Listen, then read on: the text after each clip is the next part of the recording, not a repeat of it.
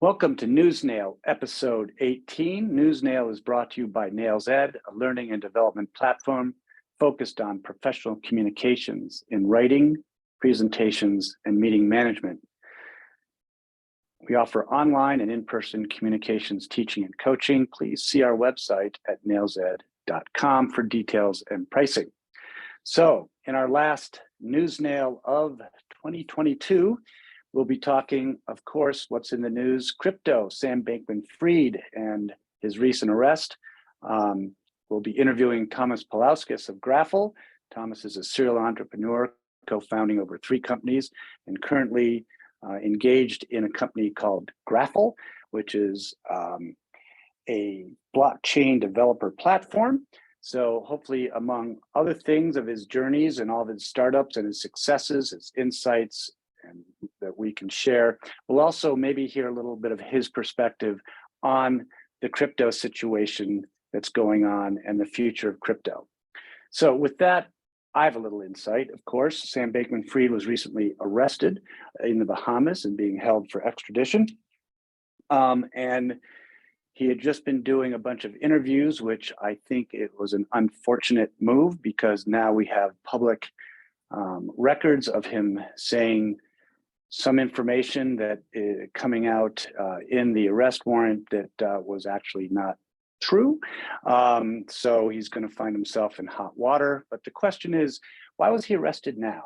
Well, earlier last week, the CEO of Alameda Research, Caroline Ellison, was seen in New York huddling up with various lawyers, many of whom had experience with government officials that are now interested in talking to Sam Bankman-Fried. So my guess is Caroline was getting a little nervous and probably copped a deal, which is too bad. It's a bit of maybe a lover scorned because Sam Bankman-Fried and Caroline Ellison did have a relationship at one point, but she was then the CEO of Alameda Research. Makes us think of another couple that are now in jail or on their way to jail, Elizabeth Holmes and Sunny Balwani of Theranos. She has 11 years, he has 13 years. I'm sure they're all appealing. There are a lot of finger pointing. I think we're going to see the same thing with Carolyn and Sam. So what's the lesson here? Well, as they used to say in my day, you don't crap off the company pier. You don't poop on your own doorstep. Don't date coworkers, managers. Don't date people that report to you. It never turns out well. And wow, in extreme cases can land you in jail for a bunch of years. So, wow. And what happened here? Well, $8 billion has gone missing. Sam doesn't really know where it is. He really feels he should have paid more attention, but he absolutely trusted Caroline. Somehow these funds went from the FTX exchange into Alameda Research, where they were investing in very speculative investments. In addition to, these funds were used for the famous Super Bowl ad we saw last year with Tom and Giselle, the sponsorship of the Miami Heat Stadium, FTX Arena, the sponsorship of Major League Baseball umpires. Also, Sam's parents got in on the game. They were buying luxury real estate and private jets, commingling these funds that were investors' funds that they didn't realize, but they had given permission to be used, I guess, any which way. I guess that happens when there's not much or any regulation. But these are things I'm not well versed on. It's just what I'm reading and understanding. As a boomer, we all say, boy, we didn't get that crypto thing. I guess we were right not to get it. And I think this is maybe partially crypto, but also very poor company finance management, very poor. So with no further ado, why don't we bring in Tomas and get his take on all things blockchain and crypto now. All right, Tomas, welcome to the NewsNale podcast. Where does the NewsNale podcast find you today? Because last time we reached out to you, you were in Brazil, man of the world. Where do we find you today? I'm back in Bozeman, Montana. This is where I'm based. So I'm back home now. Gotcha. Digging yourself out of all this snow we got the last couple of days. Yeah. So tell me, you've co-founded at least what three companies? You've got you got your BA at Vilnius University in Lithuania and an MBA from Babson. I guess my first question is, how'd you get from Lithuania to here, to Bozeman, Montana? Like what? Yeah, so I think it actually all started like because I did my undergrad 2008. I finished my undergrad studies 2008, and that's when the financial crisis hit. It pretty much was impossible to get a job, even if I offered to work for free for like some private equity companies. No one would take me because everyone's just like trying to trim everything that they can. And the same private equity guys that I used to play tennis with, they just told me, just leave the country, just go out, explore. There's nothing to do here for at least like 5-7 years, because they own like probably 40% of all the companies in the country. So they knew like what's coming more than I just took it. I think I just took it for granted what they said. And I just left the next day. I went to Germany where my family was, and I realized I have like, when you're in a new country where you don't speak fluent, right? Like I can speak German, but not like to the point where it's like I can join McKinsey. It's like becomes like very limited what you can do. And the safest thing, what I realize, could be done in those situations where you're not reliant on like, other companies or other like, countries, languages, cultures, is actually just becoming an entrepreneur. So anywhere I go, my goal was to figure out is like anywhere I go, any country I go to, I want to be able to, on my own, start a company, right? So everything is like kind of on my terms. That was my goal. And that's why my studies were designed exactly, that's why I chose to do my master's degree in global entrepreneurship. That kind of like went across, like it was in France, it was in China, it was in States, and it gave me the exposure, right? Like first is like, it's going to expose me to 3 different, continents, 3 different countries. It's going to like bond me with like, 60 different people from 22 nationalities that I'm going to spend 12 months straight. And like we basically full time is going to be focusing on creating a framework, right? And learning like, how do you go from like identifying the problem, kind of a shaping, the business plan or solution, right? Like, kind of putting on a paper, and then like trying to understand how things, could actually scale, and then actually how do you exit. So that was my like, that's the reason why I did it, right? And that's how I actually ended up like, or I end up to places where I'm, end up. And currently being in Montana for me was just like a part of a journey.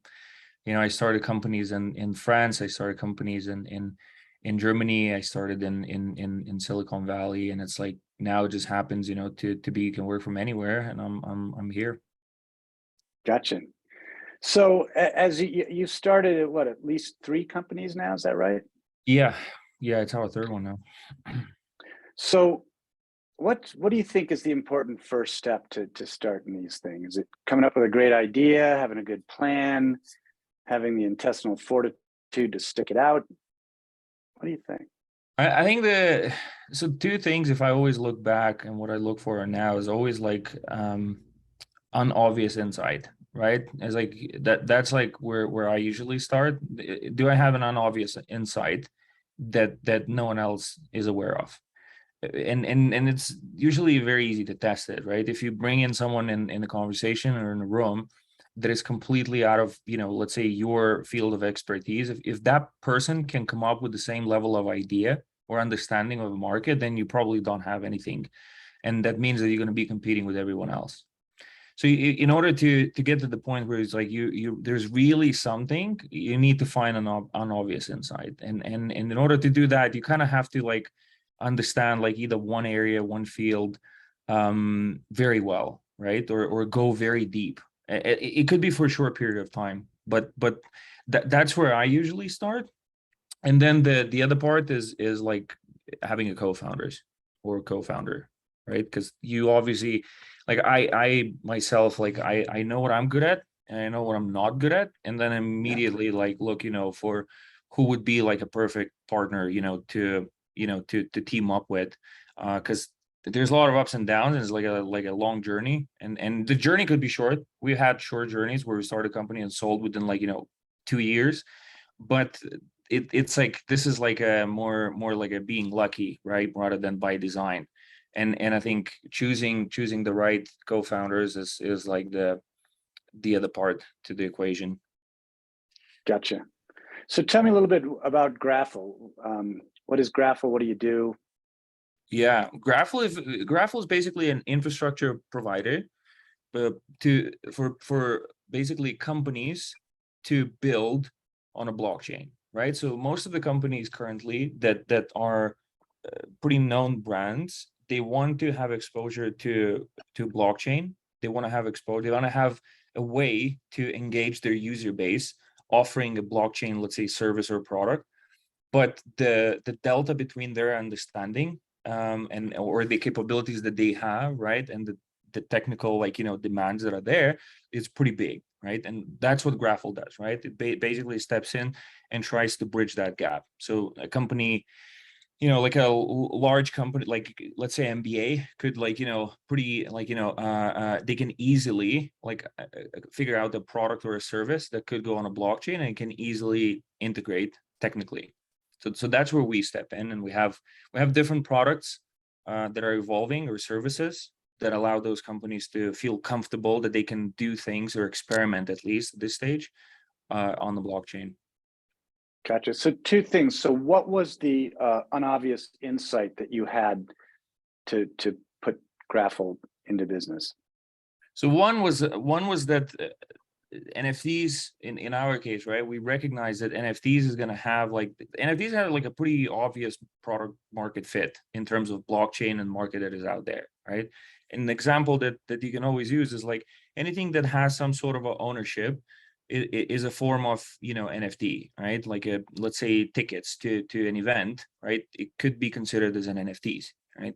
So for us, it was pretty obvious that there are a lot of things that you can actually put on a blockchain as NFT, or in the form, kind of convert them in a form of NFTs, and that would have, like, many more advantages to, let's say, centralized databases.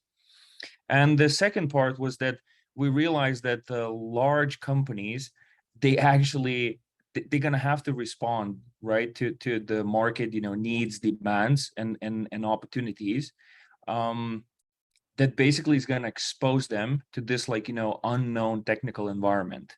And that was the part that we realized, that it's like, it's actually more beneficial to go in this market as, like, an infrastructure provider, right, as a middle layer, rather than, like, try to come up with those use cases, on our own. And again, coming back to that, let's say, issuing tickets on chain, for us, it's easy, right? It's not technically, we can do that, but we don't have, like, a strong distribution. We don't have relationship with existing, users. We're not Ticketmaster. And for Right. Ticketmaster, right, it's easy to actually have the, like, the reachability to their user base, but it's complex to actually interact with the blockchain, right? Because there's multiple blockchains, they do different things, they operate differently. There's a lot of, like, data flows, and they don't want to keep up with that, because that's just like incremental costs, for them to do that. And that's where we actually, like, step in and have, like, relevant conversations with pretty much any brand that we're talking to now. Gotcha. So when you said earlier, you help bridge when companies want to be on the blockchain. So I'm pretty naive here. Why would a company want to be on the blockchain? So I guess you're saying, like, the MBA wants to put things that are savable, and you were recently talking, when we first started talking, something with Mattel. How do their marketing group said, this blockchain thing's coming up, we should be part of it, but we don't know how. Is that where you step in? Yeah, usually there's initiative, right, from the top, trying to, like, understand, right, because those large companies, they always need to stay kind of relevant, right? So Right. whatever's happening, you need to stay relevant. So if people stop consuming sugar, Coca-Cola starts suddenly buying, like, water companies, or, like, providing Coke Zero for a market. Right. So they always, they need to respond to the market, so they need to know what's happening, and they obviously have, like, a kind of task force where someone is actually going out there and exploring what are the possibilities, what can we do, what's working, what's not working, what is so unique to, let's say, our product or consumer base that would benefit from having, let's say, some sort of a blockchain based product or service. So in MBA's case, right, if you think MBA, it's like a global brand, right? They have like, fans all over the world. And if you think in an existing, business model that was out there was like, collectible cards, right? And Right. suddenly if you think about collectible cards, it's like, this is where the physical, it's like, maybe it's tangible, but it doesn't have like, the liquidity and fluidity in the market where, you can trade that card with someone in South America or China or Indonesia and Germany, right? And in this case, you can actually create like a pretty sticky layer, right? That allows, all those, fans to engage with your brand, and they could be anywhere, right? They could be like, in any country. They could use like, any device, and they have something that allows them, to, expose, to like, the brand, the game, and the community. Gotcha. So business is good. Any big issues facing your business? Well, obviously the markets, and so I think the tricky part with our markets is like that it's crypto, right? It's extremely volatile. So like everyone sees like the negatives are amplified, and you actually need to like face the reality that like some investors losing faith, let's say, right, in the market. Some brands lose faith, right, because they don't know if it's actually going to like stick, or this is just another fad's going to go away. And I think those are the challenges that I think we kind of need to overcome. But I think everyone is in a, like everyone, if you kind of project long enough in the future, right, you kind of can see where the trend is going. And it just like your kind of risk appetite. Do you want to launch something now as a brand, or you want to wait it out a little bit, right? As an investor, do you want to deploy the capital now, or you want to wait it out a little bit? And I think that Gotcha. those are the challenges that we face, right? Is like how we make sure that in this market we actually not accelerating too fast in, let's say, deploying certain products, or like hiring too fast, and at the same time keep making those bets that allows us to find the product market fit and scalable like business models that when the markets are favorable, you can actually really ride that wave. How do you make those decisions? Because it's not like, and this is where some of my students that try to Google answers to questions, like you can't Google that question and get an answer. How do you, and I'm sure it happened in your other businesses, as the entrepreneur, as the leader of the business, how do you make these decisions on where to place the bets, how big a bet to place, when to place it? So so early in my career, I also used to Google everything, and I thought that there's an answer to everything. And the more I was kind of like going through the entrepreneurial life, I realized that it's like you start accumulating enough kind of knowledge and experience that you can just look back and reassess, right? And you can kind of like test, right, your ideas, how they would stand. I always look for analogy, right? Let's dumb down an analogy that everyone in the team can understand and agree on, that this is actually a bet, let's say, worth taking. And it's like it doesn't matter who, like I look who's like in the team, let's say, what do they focus on, right? Like if it's like if you're interested in let's say in general markets, you like investing in like stocks, then it's like I start talk like a trader and think like a trader. Like what would you do as a trader now? Would you go all in on something in this market condition? Probably not, right? Would you completely stay away from the market and not deploy any capital? Probably not. Right. So I'm trying to find like something in this case, right? If I using the capital markets as an analogy, I'm thinking it's like, I think at this point, you what I call it, like I buy call options. I don't buy stock. I don't want like to invest like $1 to get like $1.10, right? Let's say in 1 year. I want to invest $1, right, and expect to make, let's say, $10 or $100. And I totally understand that I might lose like half of it, or maybe the full amount. But as long as I can kind of stack those bets, and I can make multiple those cheap bets that have like skewed returns to the upside, that's how I start to think is like, okay, I think this is the environment where it's like, it makes sense to do that, right? Because we're going to survive long enough. We're going to plant enough seeds that can grow like, exponentially. And at the same time, none of those seeds going to kill us, right? Like they could fail and we can still Yeah. restart, from scratch. So that's how I think about it. Like in this case, I just took an example of like, capital markets. And I was like, I just look if that makes sense. The same thing, you can actually, take a sports, analogy, like and think of it like if you're a team and you're playing, against like a stronger team, what are you going to do, right? You're going to go all in one strategy? It's like, probably not. Are you going to try to just play defense all the time? Like, probably you maybe 90% defense and 10% offense. How does your offense look like, right? So those are the little bets that we consistently make, but maybe 90% is the defense. So again, I just find an analogy that everyone can participate, everyone understand, and it's like, and then you can have a kind of discussion, right? Rather than like, Yep. find a framework that is like clear cut that you can just copy paste and apply, and you find, the answer is probably not going to be right. But using analogy helps to go through those shaky waters. No, it makes a lot of sense. Very similar. I don't know if you read Jim Collins, but he wrote Good to Great, Great by Choice. But what he advises is his whole chapter in Great by Choice called Bullets Than Cannonballs. You fire bullets, a bunch of bullets. They're not a lot of investment. They don't take your eye off the main ball. But when they hit, then you load up a couple more. If they hit again, then you load up the cannonball and go for it. And spread your bets around until one hits, and then that's where you make your major investment.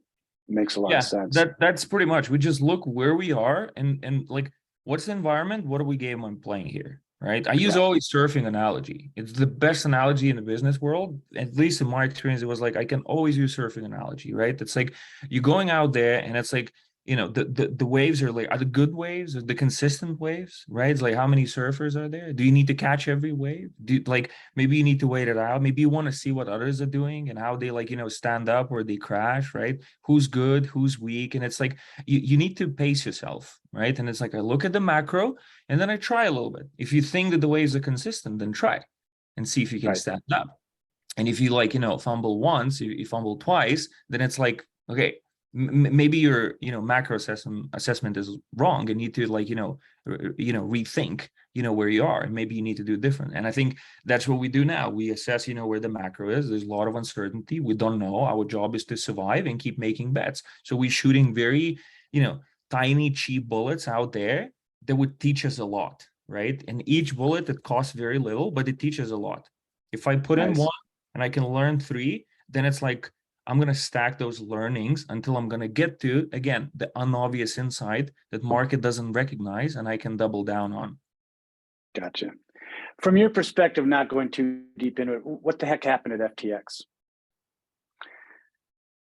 I think it's it's like Gordon Gekko, I guess, or like, yeah, if you look, the Wolf of Wall Street, right? Like what happened there? It's like you find something where most of the crypto stuff, like I say that the one of the probably key issues with crypto is that you can tokenize and kind of flow the tokens openly in the market too early, right? It's like starting a company and going public without product, without market, without anything. And suddenly, like you start spending more time focusing on the token, right, rather than actually the product, because now you have responsibility for the market. There's market pressures, right, that kind of like draws your attention. And I think now if you multiply that by 1,000, right, you have 1,000 projects, 1,000 different unique tokens that are out there. It creates a market. The greed starts coming in, and if you as a market maker, right, then here, let's say the biggest one, right, or the one that gets most attention from consumers and an investor, suddenly you feel like you're the Wolf of Wall Street. You can control the market, right? And I think that's where I think it just starts going, sideways. Like there's none of those stories, ended up well. And this is another example, right? Usually that's why we have movies about those stories, right? And not business cases, right? Now, do you think is there a future for crypto? Is crypto dead? I mean, crypto dead's every few years, right? So it's like it's like the Bible that is being rewritten, and reread, like, By the consistently. Like, victors. yeah, it's yeah. There's always Christmas, right? And then there's always, like, Easter, like where someone's born, someone is dead, someone is, like, reborn, and I feel like it's I've seen, like, enough. Like, I've seen many of those waves, right? That it's like it kind of, you recognize that. I think, what is the Oak Tree founder? Howard. I think Oak Tree Capital. Mark Howard. I forgot what is his name. But Oak Tree Capital founder. He has, like, a very good about cycles, like a business cycles, and like a capital market cycles, and it's like it always overshoots and always undershoots, right? But if you draw, like, the average, right, then you can kind of, like, more or less understand where are we in the cycle, and I think crypto is just extreme end of it, right? Like, we always overshoot too much, the hype's too high, but the lows are also too low, because Right. we consider that it's like it's dead, right? It's not. We are considering that this time. I think it's a little bit, like, changing, because what I notice is, at least for Bitcoin, the main question is, like, not if it's dead, but when to buy. That's what I hear. Mm, Right. So for gotcha. me, that is a signal that it's like no one is asking, like, okay, it's time to pack your bags and leaves. It's the question is, like, what, like, how long do we wait until we actually, like, get back in the game, right? And I feel like that's where, we're gonna clean up again the like, the nonsense, that happened, the overshoot, and I think we're gonna start, like, we just need to go back to the mean, basically. And I think this is like, uh probably now we, like, kind of a climb. I feel like we're, like, kind of a bottoming. I don't know about, I don't speculate on prices, but in terms of, like, where, the excitement and was how in our business we talk with companies, right? Those companies, they're not relying or dependent on like, blockchain or crypto. For them, it's just an opportunity. So the conversations are like, oh my God, is this dead? It's rather that it's like the company is going to be there. NBA was here, like, 20 years ago, and it's probably going to be 20 years after, right? Yeah. Bored Apes wasn't here 3 years ago, and I don't know if it's going to be here 3 years after, right? So Gotcha. so it's a Yeah. little bit different. So for someone, like, if you talk with larger companies, they know they're going to be here, so they look at the blockchain differently. They look at it as an opportunity, not like a hype, long-term opportunity. And I think that's where, it's like when someone thinks is dead, I usually say it's like you're not deep enough. Like, you just don't have the insights, right? You just read the headlines. Yep. So back to entrepreneurship starting. Well, actually, I'll go back to something you talk about hiring. Are you paused on hiring? Thinking of hiring? Are you hiring? We currently paused, but we kind of are keeping an eye. We have, like, space, right, for a couple of team members. We just trying to be very cautious, like, who do we add to the team, right? And again, it comes back to understanding, like, where are we in the market? Sorry, where's the market and where we are in the market, right? And how, like, those people would fit in. So we're not desperate for people, but at the same time, we're always keeping an eye for someone that is actually kind of could join the team, and would actually perform or would enjoy, like, what we actually doing, what we're building. What do you look for in someone to join your team? I kind of, like, think of it like again, I use this, like, I think of it like a SWAT team or a Navy SEAL team, right? It's like I'm like I always admired, like, those setups where everyone has some sort of a unique skill, but at the same time, they're like they very well shaped, like, vertically and horizontally, right? Vertically being, like, you have very deep skill that, like, it's very hard to gain for someone else, and it's very useful, and at the same time, you horizontally can work on anything, right? So again, we're uncertain, environment. We unlocking this, like, new market. We don't know how long it's going to develop. So we need someone that can actually go deep, but zoom out at the same time, and we can regroup, right? If there's we have opportunities constantly, right? Like every day I get new opportunity to build something. The question is first, can we do that, right? And is it worth it? And that's what I look for is usually in a team is okay, does the person can they actually be sort of an individual contributor? Do they know how to operate? Can they build things? And then it's can the person contribute on a higher level, right? If we're trying to decide if we're building this product or that product, can the person not only just wait, it's oh, what do I need to do? And it's oh, job's done, I'm going home, but rather kind of a pushback and say no, here's a better way to do that, or why are we doing this, right? Why don't we think I need someone to go vertically and horizontally. And that's what we usually look in people. And it doesn't matter if you're a developer, if you're a marketer, if you're support people. It's we need eyes on and ears and everything, because it's the opportunity is there, right? And it could be right on the marketing front, it could be on a product development front, it could be on a sales front. So I'm looking for those what I say is you're joining SWAT team. The job's not going to be the consistent or very specific. It might be very broad, might be very narrow, and we might be shifting projects. So you need to be comfortable, right? It's you're going on a different missions, and you try to be as effective as possible on that mission. Makes sense. So with the three companies you co-founded, how did you finance them? How did you get the startup money? Or was it bootstrapping, investments? Most of the time, yes. Most of the time, it was it was actually investments, and I think the reason why, because it's I always try to pick opportunities that are a little bit ahead of a curve, right? It's a little bit it's kind of the market is just developing for it. It's not that it's given and everyone knows what to expect, everyone knows how to assess the risks and opportunities. So I try to be always, what I say is I'm always to ride those big waves, not small ones. And it's where it's less players are there, less talent there, less competition there, less knowledge there, and that usually requires funding. So my experience is mostly venture backed, or some companies that require some external capital to kickstart it and take it to the next level. How'd you get the investors to ride that big wave with you?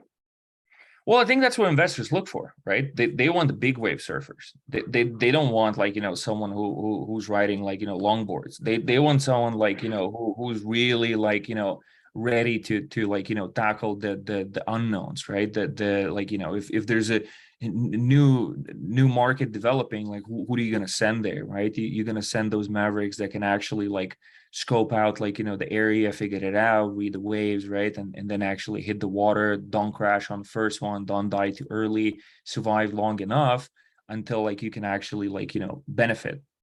And I think that's what I think naturally it's a fit there, right? The appetite from investors are there, and we just need to again bring a unique insight, unobvious insight that investors even are surprised by it. And then they buy into the bigger market opportunity that is developing. And I think you have a very interesting conversation that usually leads into some sort of a funding. Gotcha. How do you, because you're doing a bunch of different stuff and you're on a cutting edge business, how do you stay abreast of all the information? How do you stay up to date? Do you follow podcasts? Do you read newspapers or newsletters?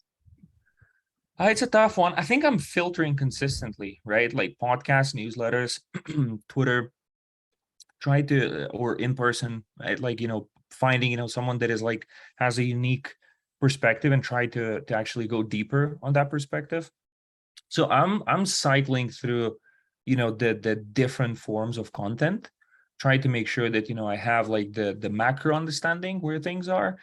Then the specific field, right? Who's in the field, what's working, what's not, why, who are the main players. and then I'm trying to kind of also take the information diet where it's you need to digest what you consume So I try to, like, once in a while, just like, kind of to process, that data that is coming in, and try to actually avoid consuming information, because there's plenty of information, right? Deploying it, that's the tricky part. Yeah. So I try to, I have like bursts of consuming, and then like just purely going on a diet, and more talking about it, right? More like trying to, like, go deeper on it and see like how much meat there is actually, behind the content. And sometimes, yeah, it's just like you kind of have to do both. That's what I noticed that helps most. Yeah. Back to Jim Combs, I saw him speak once, and he said, you've got to schedule white space into your calendar to process and to just think big thoughts, I guess, but to digest all that stuff that's coming in, because, and that was, 10 years ago, 15 years ago, before there's so much information coming at us. And going deep, it comes back to going deep. If you go deep, right, you need less of information. You need specific information. You don't need, like, to absorb everything. You just need to focus. That's why we kind of like, you say it's a blockchain, right, or crypto. It's like, and then we narrow down. We focus on, like, NFTs, and then we narrow down on enterprise use cases, right, and then we narrow down on infrastructure. And it's like now you kind of like getting it's a little bit. It becomes easier too, because it's like you're going deep. You don't go too broad. Then it's easier for your brain. Yep. Well, I really appreciate your time here, and I have one last question before we let you go. It's what I like to ask all our guests. But knowing what you know now, what would you tell your 20, 21, 22-year-old self?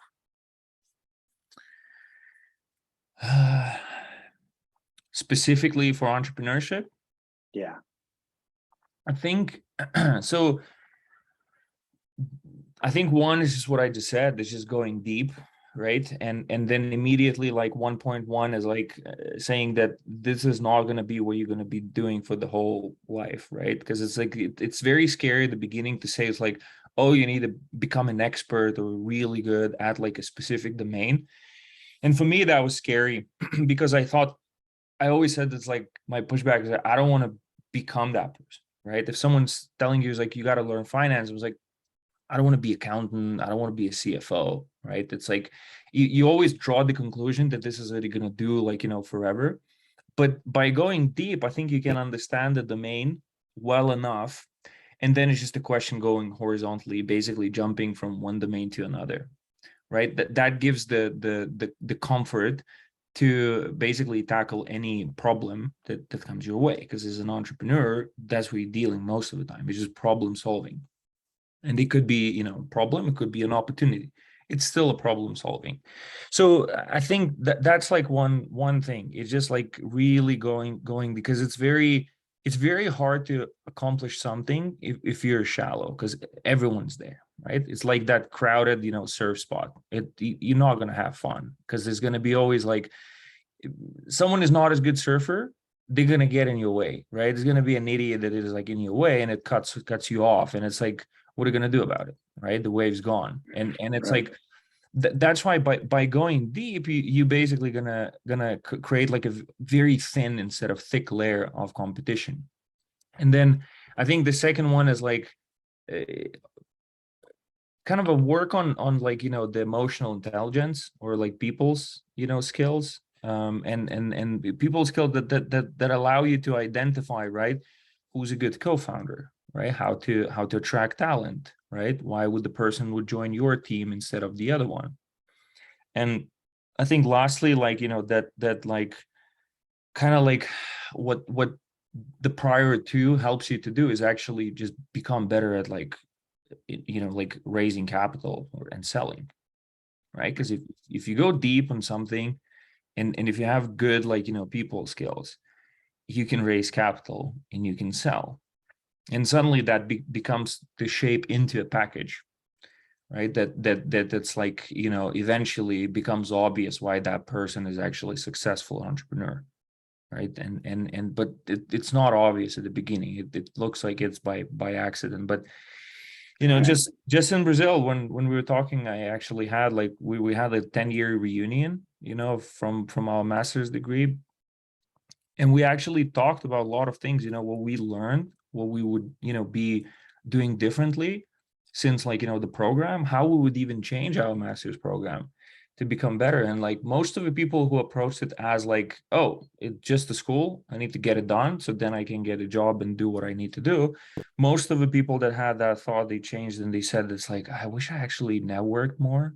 I wish I actually like traveled more, I interacted with people, tried to like figure out how to, raise funds, do sales, like, those things that basically are the skills are applicable, right? In any environment, anywhere you go, any environment, and that what helps you to be a better entrepreneur. Nice. Well, Tomas Paulauskas, thank you so much for your time, and very insightful, very helpful, and hope you have a great holiday, and see you hopefully in the new year. Yeah, thanks, Peter. Likewise, Right. and yeah, I'm pretty sure we're gonna see each other soon. All right, thank you. Have a good one. Bye. Well, that was our interview with Tomas Paulauskas, co-founder of Graffle, a blockchain developer platform, making NFTs for the NBA, Mattel, and other organizations. And that is our last NewsNale of 2023. Thanks for listening, and we look forward to seeing you in the new year. And remember that NewsNale is brought to you by Nails Ed, a learning and development platform focused on professional communications in writing, presentations, and meeting management. We offer online and in-person communications, teaching and coaching. See our website at nailsed.com for details and pricing. NewsNale is brought to you by Sky Montana and Abigail Soroka producers, music by Slate Hudson, fact-checking, story sourcing by Rancher Pete, and he can be found on Instagram at Rancher Pete MT. That's it, and have a great holiday, and we will see you in the new year.